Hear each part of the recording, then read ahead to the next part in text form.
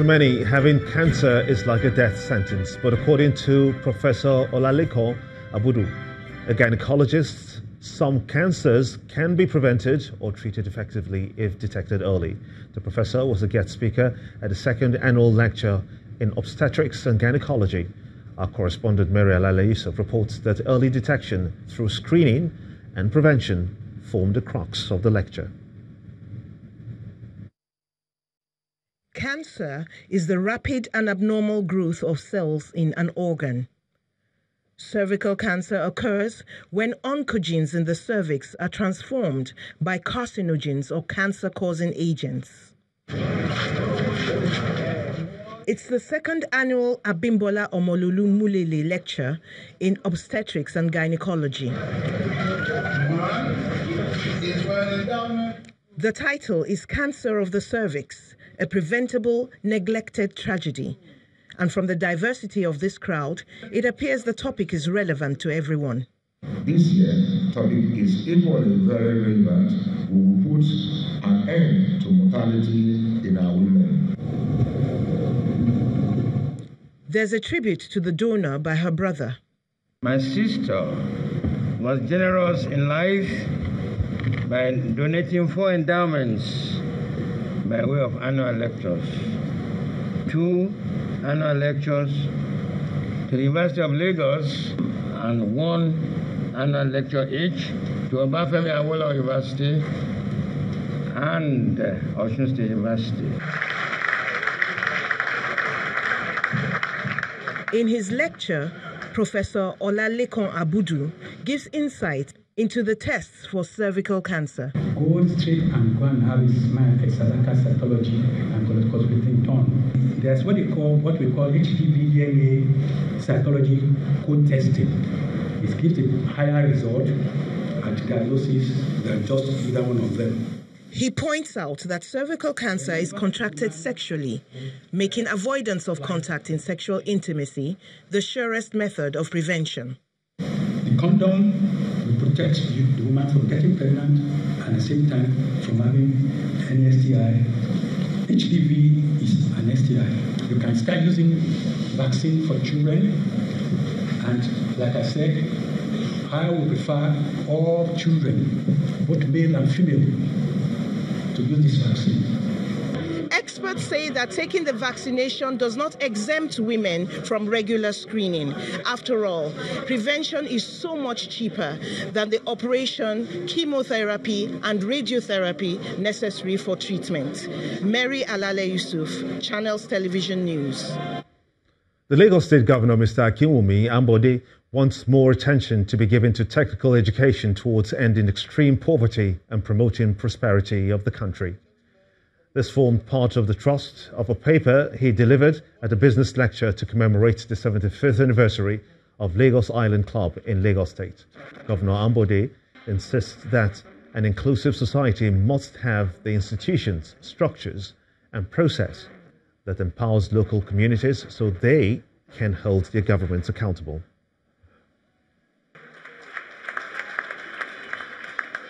This idea of white-collar job, I must get something in the office, is gone forever.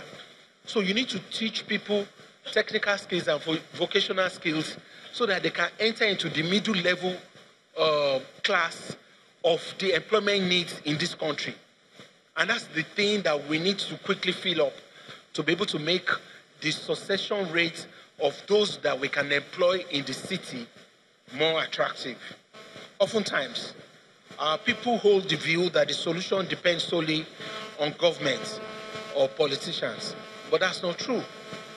Citizens, businesses, and groups such as this prestigious Island Club, we need to be more proactive in interrogating the issues and engaging with decision makers to influence decisions.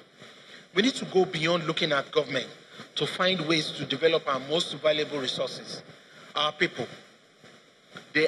Our people are the most valuable resource that we can really use to build this nation to become a great nation. We need to share responsibility with community organizations, with businesses and universities and municipalities in the task of improving the well-being of all Lagosians and preventing and reducing poverty. Let's shift gears now, shall we, to business news on the news at 10 with Kayode Okikiolu.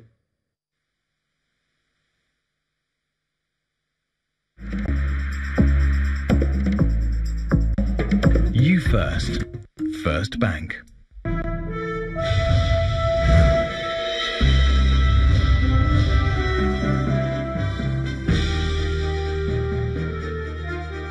Thank you, Gimba, and you're welcome to the world of business.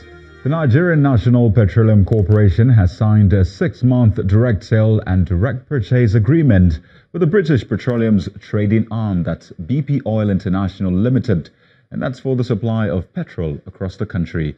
The Group Managing Director of the NNPC, Dr. Mekanti Baru, says the deal is part of measures to sustain the robust supply of petroleum products across the country, especially during the Yuletide season and ahead of the general election early next year. The latest agreement will represent 20% of NNPC's total supply of petrol under the DSDP arrangement, which basically allows the corporation to exchange crude oil with international oil traders for imported petroleum products over a period of time. Nigeria's Debt Management Office says the federal government's policy of refinancing domestic debt using external borrowing has started yielding results as domestic debt dropped 12.15 trillion naira as at June 2018, and this is from 12.577 trillion naira in March.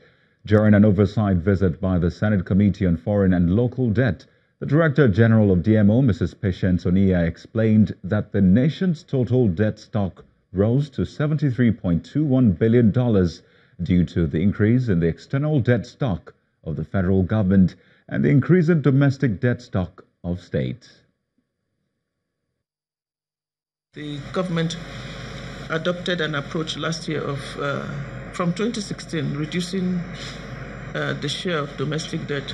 To achieve that, you needed to increase the share of the external in terms of new borrowing. But we also got an approval of $3 billion to use to refinance those domestic debts we were talking about, the treasury bills, where every 90 days and 180 days we were refinancing. So we can see the effect of that, the domestic debt of the federal government dropped to 12.151 trillion. I think that's the first time we're seeing that from a DMO. It dropped to 12.151 trillion from 12.577 trillion in March 2018. So we can see the outcome of that strategy. There were marginal increases in external debt stock, and then the domestic debt of states increased. So those two really account for why the total public debt stock grew. Otherwise, it would have been the same thing. We want the public to know that it's not only the federal government, because fairly often the accusations are for the federal government. But this is a federation. There are state governments.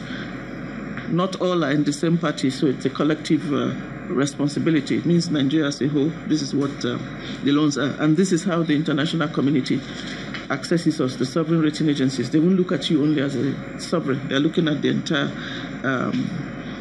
entire Nigeria as in what its debt is. News. The Bears maintained a firm grip on the domestic stock market for a third straight session into the new month as profit-taking remains the main theme on the minds of short-term investors. Tosin Adesina has more details on today's trading activities.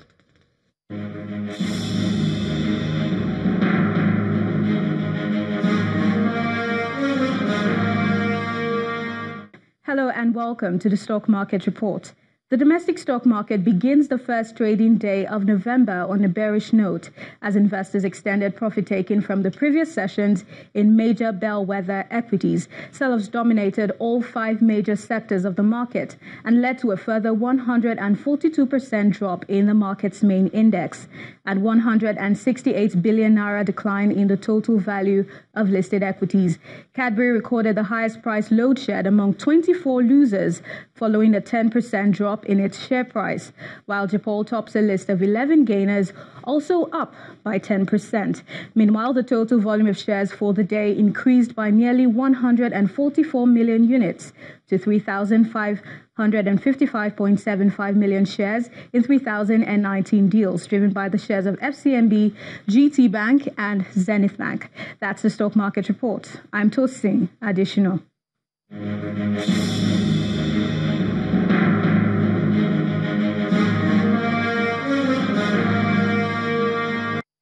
you, Tosin. Let's head outside Nigeria, where stocks on Wall Street end the first trading day of the month higher, following comments from U.S. President Donald Trump on potential progress in trade talks with economic rival China. But it's mixed close for other major global market indexes.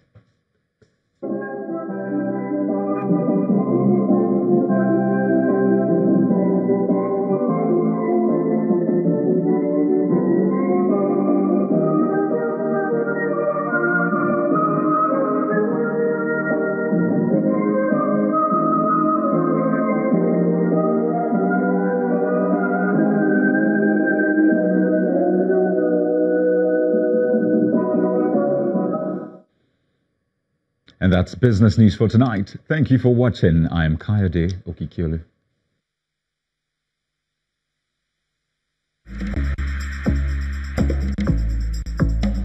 You first. First Bank. The new Partnership for African Development, NEPAD, wants the government to develop a mechanism to ensure violence-free elections in 2019. The national coordinator of the Pan-African body, Mrs. Gloria Akobondu, is asking relevant authorities, including the Independent National Electoral Commission, INEC, and security operatives, to suggest ways of combating any threat to the 2019 general election. She was speaking at a meeting to develop a national action plan on peaceful 2019 general election. Mrs. Akobondu also called for a peer review mechanism with other African countries that have experienced the violence-free democratic transition for successful elections in 2019. For elections to be free, fair, and peaceful, it is necessary to see how we can learn from our experiences and the experiences of others. That's the peer learning, the peer review. What are other countries doing that we're not doing? What we need to do? What measures do we need to take? Early warning system, voters' education, talking to the right people, especially at the community level, because we speak English at the conferences and summits and we don't do sensitization, aggressive sensitization, especially at the community level.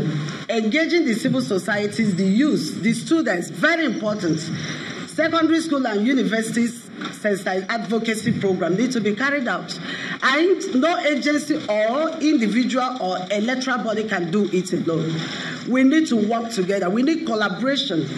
We need to synergize, to sensitize the public thoroughly on the importance of violence-free election in Nigeria if we must achieve the Agenda 2020, silencing the guns, especially in our own continent and our great country, Nigeria, which will in return promote the economic growth, give us the peace and security we are all requiring for, and create the enabling environment for our investors to come in. The Nigerian Navy has arrested and paraded 4 suspects in connection with smuggling of foreign rice into Calabar from Cameroon through the Calabar waters. The smuggled rice, valued at over 6 million naira, was shipped into the waterways from Cameroon using a wooden boat. Parading the suspects at the NNS Victory jetty in Calabar, the commander, Julius Nwagu, disclosed that the suspects were arrested when they were trying to navigate their way into Calabar. He described the continuous acts of smuggling contraband goods into the country and reiterates the commitment of the Navy towards ensuring that the federal government orders against importation of contraband items are adhered to. Still ahead on the news at 10, League Management Company of Nigeria confirms that the 2018-2019 NPFL season will begin on December the 1st and end on May the 19th, 2019. That's on Sports News.